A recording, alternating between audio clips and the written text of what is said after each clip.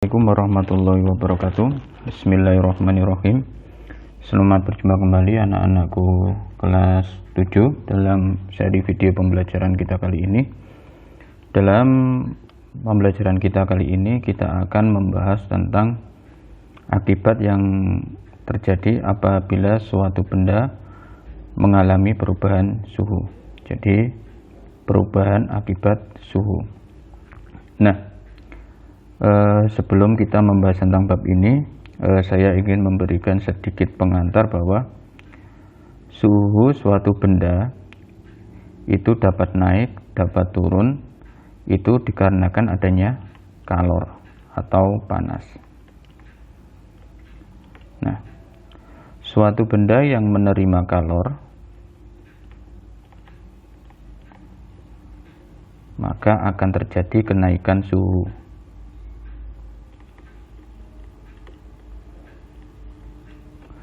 Atau kebalikannya, apabila suatu benda melepas kalor, maka benda tersebut akan mengalami penurunan suhu. Nah, jadi kalau kita merasakan dingin, berarti suhu tubuh kita sedang turun. Artinya apa? Panas di dalam tubuh kita keluar ke lingkungan. Atau saat siang hari kita berada di bawah terik sinar matahari, kita merasakan panas, berarti suhu tubuh kita sedang naik. Artinya apa? Kita menyerap panas dari lingkungan, panas tersebut masuk ke tubuh kita. Nah, sekarang kita mari bicarakan benda. Benda akan mengalami apa sih kalau terjadi atau menerima panas sehingga mengalami perubahan suhu. Jadi kalau dia menerima panas atau melepas panas sehingga terjadi perubahan suhu, apa yang terjadi dengan benda tersebut? Nah, secara umum suatu benda jika mengalami perubahan suhu, artinya menerima atau melepas kalor, maka ukuran benda tersebut akan berubah. Nah, jika suhunya naik, maka ukurannya bertambah. Peristiwa ini disebut dengan pemuaian. Jadi ini adalah sebuah peristiwa yang kita kenal dalam kehidupan sehari-hari. Nah, pemuaian itu sendiri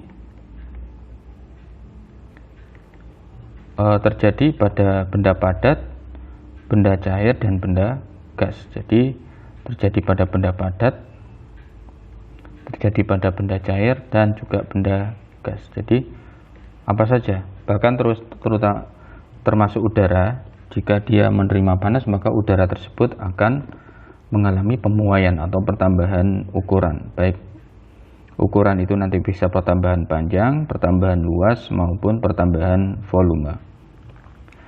Nah, pemuaian ini yang pertama kita masuk ke pemuaian pada zat padat. Pada zat padat yang mengalami pemuaian itu memang sulit untuk diamati. Kenapa? Karena ukuran pemuaian itu tidak tampak secara jelas dengan menggunakan mata. Jadi sangat sulit untuk diamati secara langsung. Misalnya kita punya besi berukuran 10 cm, kemudian kita panaskan, maka besi tersebut akan memuai. Tetapi pemuaiannya itu tidak bisa kita lihat dengan mata. Karena apa? Pertambahan panjangnya itu tidak besar kemudian bertambah misalnya dari 10 cm menjadi 15 cm. Tidak. Nah, tapi contoh pemuaian pada besi tadi, kalau kita menggunakan contoh lain, misalnya kita menuangkan air panas ke dalam gelas, maka tiba-tiba gelas itu akan retak. Bahkan ada beberapa yang pecah. Karena apa? Karena begitu menerima air panas, panas dari air itu akan masuk ke dalam gelas. Kenapa? Karena gelas memiliki suhu yang lebih rendah daripada air panas. Nah, begitu menerima kalor yang dari air panas dengan jumlah yang banyak, maka suhu gelas otomatis akan meningkat dengan cepat. Nah, kita gambarkan saja fenomena begini. Ini kita punya gelas. Kemudian gelas ini misalnya suhu awalnya adalah 30 derajat Celcius. Kemudian di sini ada air yang bersuhu 70 derajat Celcius. Air kita 90, air yang mau mendidih. Kita masukkan. Nah, misalnya kita masukkan segini, maka bagian gelas yang ini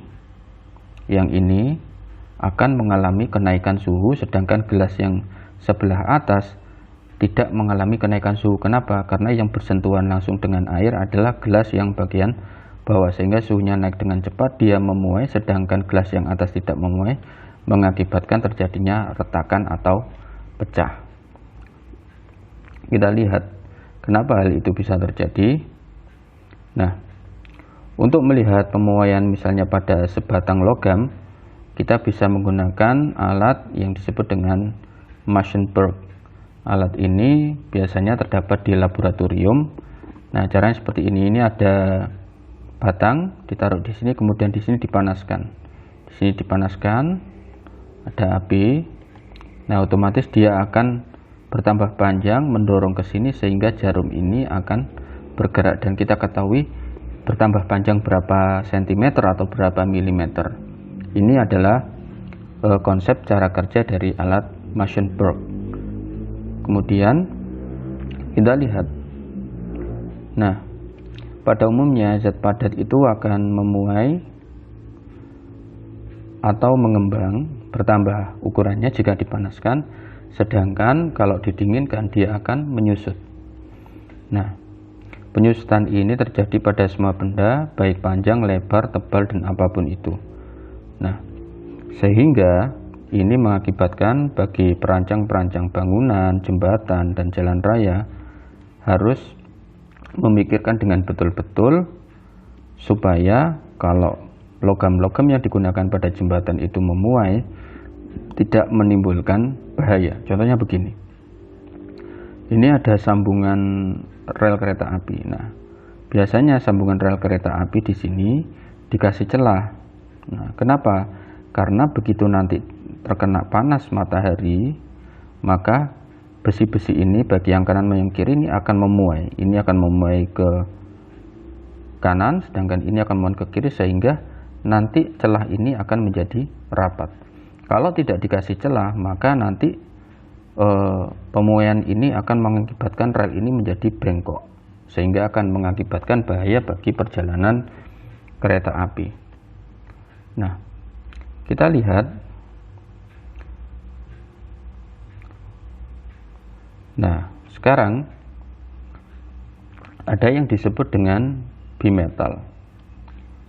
Nah, apa sebenarnya bimetal itu?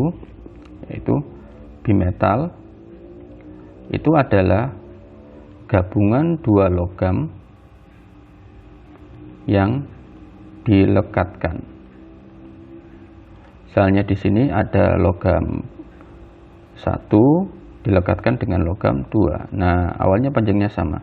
Yang atas misalnya besi, yang bawah misalnya tembaga.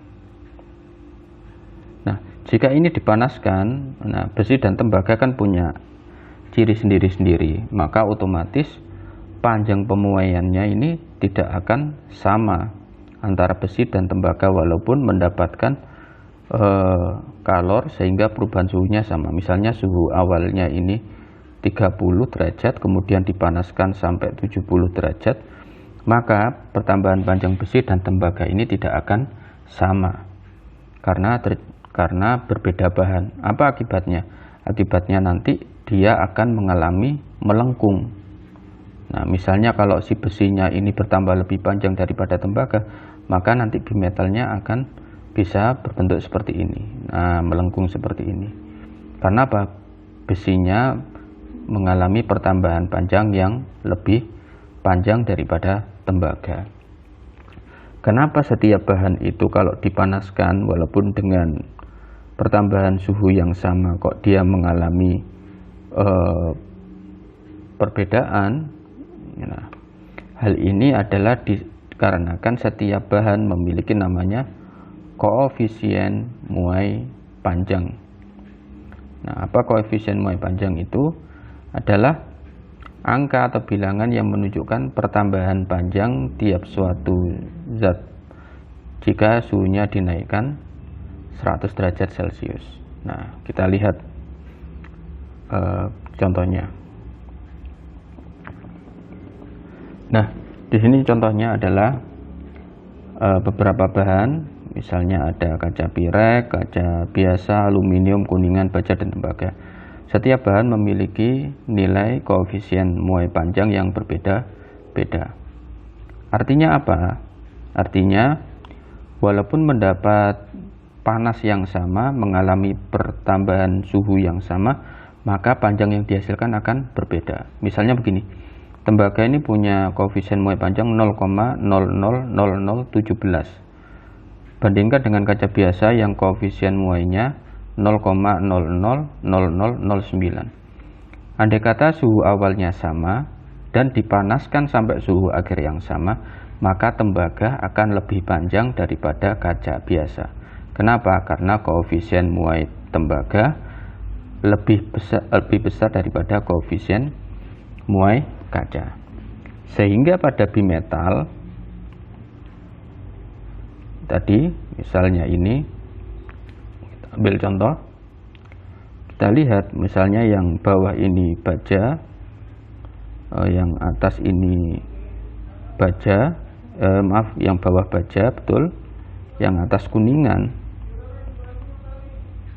Nah, kita lihat kuningan koefisien muainya lebih besar daripada baja, sehingga kalau dipanaskan, maka bimetal yang terbuat dari kuningan dan baja ini, kuningannya akan memuai lebih panjang daripada baja. Sehingga bagaimana? Sehingga bimetalnya nanti akan melengkung seperti ini. Yang atas tadi kuningan, yang bawah baja. Melengkungnya kan seperti ini. Jadi dapat kita buat sebuah kesimpulan bahwa arah bengkok bimetal, kemana arah bengkoknya? Arahnya adalah membengkok ke arah logam yang koefisien muai panjangnya kecil. Nah, ini adalah bisa kita buat sebagai patokan. Jadi kita lihat ini kuningan, ini baja. Kuningan lebih besar, baja ada di bawah, maka membengkoknya akan ke bawah. Misalnya saya punya bimetal lagi, terdiri dari baja dan kaca pirek. Nah, baja misalnya aluminium dan baja. Nah, aluminium di bawah, aluminium di bawah, yang di atas baja. Kita lihat aluminium koefisien muai panjangnya lebih besar daripada baja, sehingga membengkok ke arah mana? Ke arah baja. Berarti membengkok kemana? Ke atas. Maka nanti arah pembengkokan bimetalnya akan menjadi seperti ini. Jadi patokannya adalah membengkok ke arah yang memiliki koefisien muai panjang yang lebih kecil. Ini pada bimetal. Bimetal ini dipakai pada apa sih? Contohnya pada setrika. Jadi kalau setrika itu kalau panas, maka dia listriknya akan mati. Nah, karena ada digunakan bimetal.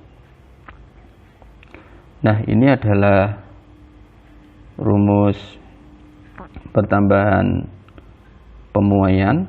Jadi L ini adalah panjang akhir,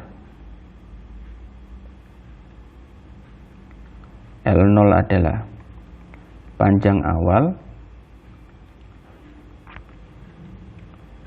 kemudian alfa ini adalah koefisien muai panjang, dan delta T adalah perubahan suhu. Jadi rumusnya adalah ini, L sama dengan L0 ditambah L0 kali alfa kali delta T. Nah, ini adalah rumus untuk pemuaian panjang pada suatu logam. Nah, yang penting kalian bisa memahami fungsi dari koefisien muai panjang tadi apa, yaitu bahwa sebuah logam yang memiliki koefisien muai panjang yang lebih besar, maka pertambahan panjangnya juga akan lebih besar. Nah, kita lanjutkan. Nah, selain muai panjang pada zat padat, ada yang berbentuk, misalnya berbentuk persegi atau persegi panjang, terjadi juga pemuaian luas dan juga pemuaian volume. Nah, sama pemuaian luas maupun pemuaian volume ini dipengaruhi oleh, kalau luas di sini ada disebut dengan koefisien muai luas atau lambangnya beta begini. Jadi kalau muai panjang tadi alfa, kalau muai luas beta. Nah, kalau volume ini dipengaruhi oleh koefisien muai volume. Simbolnya apa? Simbolnya gamma seperti ini. Nah, berapa panjangnya? Nah, ada hubungan begini, koefisien pada logam yang sama ya, koefisien muai luas itu besarnya adalah 2 kali koefisien muai panjang, sedangkan koefisien muai volume itu adalah 3 kali koefisien muai panjang. Nah, jadi misal besi punya koefisien muai panjang tadi, misalnya berapa besi? Kita lihat besi, oh tidak ada, baja saja ya, 0,000011. Nah, misalnya di sini baja, koefisien muai panjangnya 0,000011, maka kalau baja itu berbentuk bangun datar yang punya luas, maka koefisien muai luasnya adalah 2 kali alfa, berapa? 2 kali 0,000011 atau 0,000022. Nah, ini koefisien muai panjang baja, ini koefisien muai luas baja. Kalau koefisien muai volume baja, misalnya baja tersebut berbentuk bangun ruang seperti kubus, maka koefisien muai volumenya adalah 3 kali koefisien muai panjang atau 3 kali 0,000011, sehingga nilainya 0,000033. Jadi ini anak-anakku semua, pemuaian pada zat padat. Jadi zat padat ada muai panjang, muai luas dan muai volume. Ketiganya dipengaruhi oleh koefisien muai panjang kalau pemuaian panjang, koefisien muai luas pada pemuaian luas, dan koefisien muai volume pada pemuaian volume. Sedangkan pada zat cair dan gas, nah, kita lihat di sini, zat cair dan zat gas itu juga mengalami namanya pemuaian juga. Nah, zat padat, cair, gas itu memuai kalau dipanaskan. Bahkan zat cair itu relatif lebih mudah dan lebih cepat teramati. Contohnya apa? Contohnya begini, kalian sedang memasak air, kemudian sampai panas, maka air itu mendidih, lama-kelamaan air itu akan naik. Itulah contoh pemuaian volume atau contoh pemuaian pada zat cair. Nah, gas juga memuai jika dipanaskan. Contohnya apa? Ban sepeda yang di dalamnya ada udaranya, itu kalau kita taruh di tempat yang panas, lama-lama bisa meletus. Karena apa? Volume udara yang ada di ban sepeda itu begitu kena panas, dia akan memuai bertambah sampai ketika ban sepeda itu tidak bisa menahan udara, maka ban sepeda itu akan pecah. Nah, jadi kalau membawa ban sepeda jangan terlalu keras. Karena apa?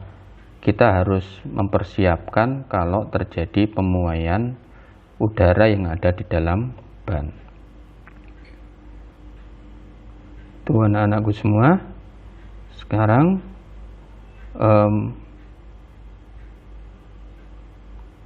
mari kita berlatih mengerjakan soal-soal tentang pemuaian ini.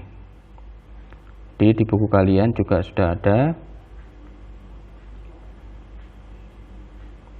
Nah, kita coba kerjakan nomor 6. Sebuah tembaga, koefisien muai panjangnya pada tabel 7.1. Mari kita lihat dulu tembaga berapa tembaga tadi. Tembaga. Kita lihat koefisien muai panjang tembaga. Nah, ini tembaga. Koefisien muai panjangnya 0,000017. Mari kita kerjakan.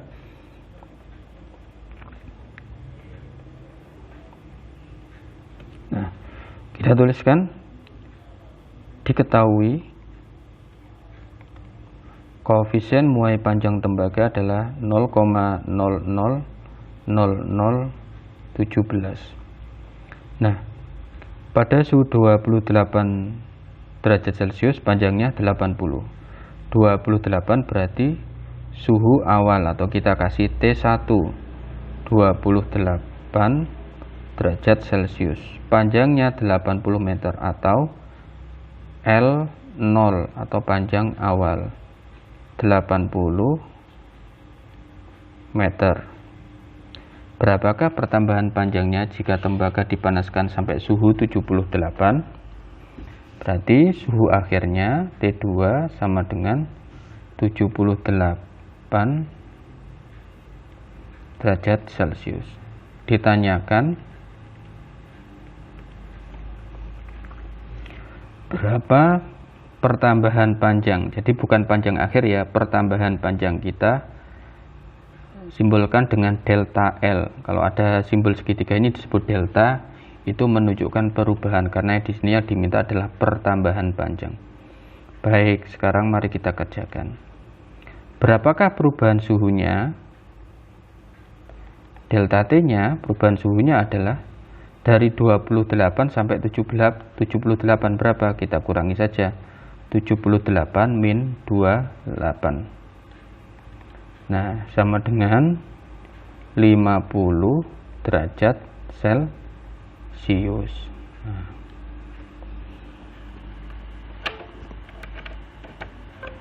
Sekarang kita lanjutkan. Rumusnya tadi adalah L akhir atau panjang akhir sama dengan L awal, L0 ditambah L0 kali alfa koefisien muai panjang kali delta T. Kita cari panjang akhirnya dulu. L0 nya berapa? 80 ditambah L0 lagi 80, kemudian alfanya 0,000017 kali delta T nya 50. Oke, sekarang kita kalikan. Ini tetap 80, kita tulis plus 80. Oke, kita kalikan berapa? 17 kali 50. Saya akan hitung sebentar.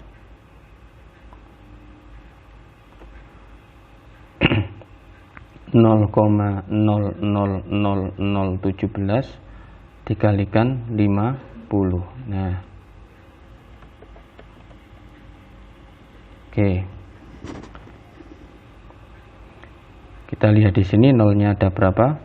Kita mundurkan 1, 2, 3, 4, 5, 6. Berarti di sini dia menyimpan koma sebanyak 6.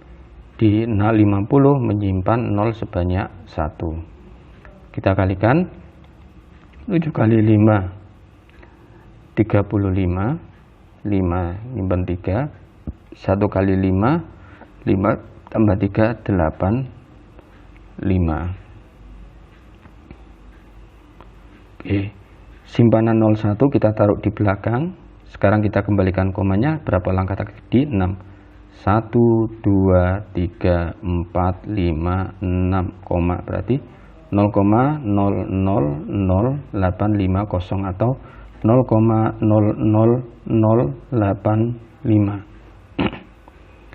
Kita tuliskan 0,00085. Sekarang kita lanjutkan 80 plus 80 kali 0,0085. Kita kalikan lagi. Tadi di sini hitungannya. Kita kalikan 80. Ini komanya kita undurkan sampai belakang. 1, 2, 3, 4, 5. Komanya mundur 5. Di sini 80 yang punya simpanan 0, 1. Kita kalikan 5 kali 8, 40.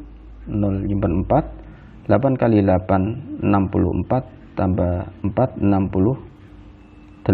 680. 0 simpanan tadi kita taruh di belakang. Kita kembalikan komanya 5. 1, 2, 3, 4, 5, 0,0. Jadi hasilnya 0,068. Kita tuliskan. Berapa tadi? Saya lupa. 0,068. Hasilnya adalah 0,068. Sekarang 0,068 kita tambahkan 80. Nah, ingat anak-anak, ini mudah tapi sering kelupaan, yaitu cara menambahkannya 0,068 tambah 50 begini. Nah, ini cara yang salah. Kenapa? Kita kalau ada bilangan desimal, komanya harus diluruskan. 50 itu komanya ada di sini, 50,0. Maka cara menuliskan yang tepat adalah 0,068. 50 di sini berarti 0,5. 50 apa 80 tadi? Oh, 80 maaf. 80. Nah, ini 8. Ini 8. Maka kalau kita tambahkan 860,08, 80,068. Hasilnya adalah 80,068. Nah, ini adalah meter. Ini adalah panjang akhirnya, sedangkan yang ditanyakan adalah pertambahan panjang. Jadi pertambahan panjang itu adalah panjang akhir dikurangi panjang awal, yaitu panjang akhirnya 80,068 dikurangi panjang awalnya 80. Hasilnya adalah 0,068 meter. Nah, begini anak-anak cara mengerjakannya. Kita lihat soal yang selanjutnya. Kita lihat di sini. Berikut ini adalah grafik panjang logam terhadap suhunya. Jadi ini pada suhu 0 panjangnya 100,0, begitu naik jadi 100,06, naik lagi menjadi panjangnya 100,12 sampai 100,18. Nah, berdasarkan data pada grafik tersebut, tentukan koefisien muai panjang logam. Oke, kita lihat apa rumus koefisien muai panjang suatu benda.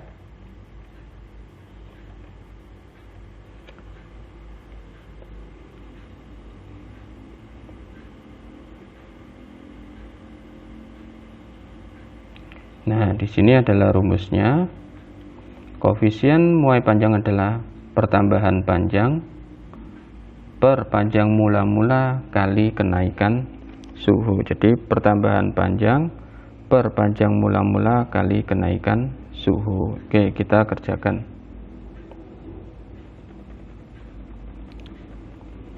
Lihat soalnya. Nah, kita kerjakan yang A. Koefisien muai panjang adalah pertambahan panjang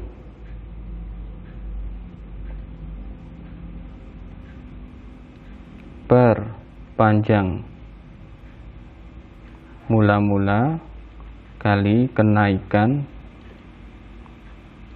suhu. Oke, kita lihat, kita pakai acuan ini saja ya, 100,00 atau di sini aja 100,06 sampai 100,12. Oke, dari 100,06 sampai 100,12 pertambahan panjangnya berapa? Nah, ini pertambahan panjangnya berarti tinggal kita kurangi 100,12 dikurangi 100,06. Kita kurangi 12 dikurangi 6, 0,06 per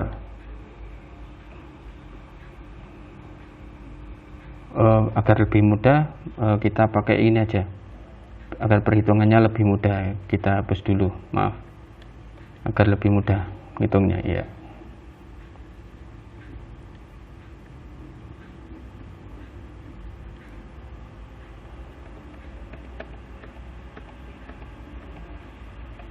Oke, ntar saya hapus dulu. Kita pakai yang ini aja, 100 sampai 100,06. Berapa pertambahan panjangnya adalah 100,06 dikurangi 100,00. Hasilnya 0,06. Di ini pertambahan panjangnya dari 100,00 sampai 100,06 adalah 0,06 per panjang awalnya berapa? Panjang awalnya adalah 100. Nah, pertambahan suhunya, nah 100 ada di suhu 0, kemudian 100,06 ini ada di suhu 1. Ini ya, di kenaikan suhunya hanya 1 derajat, berarti dikalikan 1. Jadi ini ya, 100 itu di sini titiknya, berarti 100 itu suhunya 0, kemudian 106 itu di sini, 106 berarti suhunya 1, berarti ini. Maka koefisien muai panjangnya adalah 0,06 per 100. Nah, kalau dibagi 100, komanya ke kiri 2 kali, 1, 2. Hasilnya adalah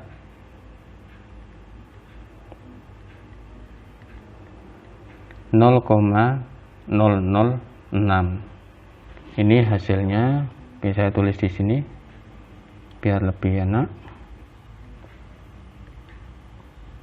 Hasilnya adalah 0,6 kemudian ke kiri 2 kali 0,0006. Nah, kemungkinan kemudian yang B, berdasarkan hasil perhitungan itu kemungkinan besar apa jenis logam tersebut. Mari kita cari logam apa yang nilai koefisien muai panjangnya adalah 0,0006. Kita cari. Adakah di tabel tadi? Oh, tidak ada. Maka kita harus mencari dari sumber yang lain. Baik, kita lewati saja dulu. Nah, kemudian kita ke soal yang selanjutnya. Perhatikan tabel percobaan tentang pemuaian ini. Ada air, minyak goreng, alkohol. Suhu awalnya 30, kemudian suhu awalnya 30, kemudian volume awalnya sama 400. Kemudian setelah dipanaskan sampai 80 derajat Celcius, air menjadi 404,2, minyak goreng menjadi 414,5, alkohol jadi 422. Berarti yang akhirnya paling banyak itu adalah alkohol, kemudian disusul minyak goreng dan air. Nah, berarti kita tadi tahu bahwa koefisien muai itu semakin besar, maka pertambahannya juga semakin besar. Jadi dari 400 ke 422 ini bertambah berapa? Bertambah 22,0. Dari 400 ke 414,5 bertambah berapa? 14,5. Dari 400 ke 404,2 bertambah berapa? 4,2. Nah, berarti dari sini kita tahu bahwa zat cair yang memiliki koefisien muai volume paling besar, nah, itu adalah alkohol. Nah, ini punya koefisien muai volume terbesar. Kenapa? Karena menghasilkan pertambahan volume yang paling besar, sedangkan air memiliki koefisien muai volume yang paling kecil dari ketiganya ini. Koefisien muai volume terkecil. Baik. Oke. Baik, itu anak-anakku video pembelajaran kita untuk kali ini tentang pengaruh suatu benda kalau mengalami kenaikan suhu atau tentang pemuaian. Jadi di video selanjutnya nanti kita akan sudah masuk ke bab selanjutnya, itu tentang kalor. Nah, terima kasih anak-anakku, tetap belajar, tetap berdoa kepada Allah Subhanahu wa taala agar selalu diberi hidayah dan kebaikan. Terima kasih, saya akhiri. Assalamualaikum warahmatullahi wabarakatuh.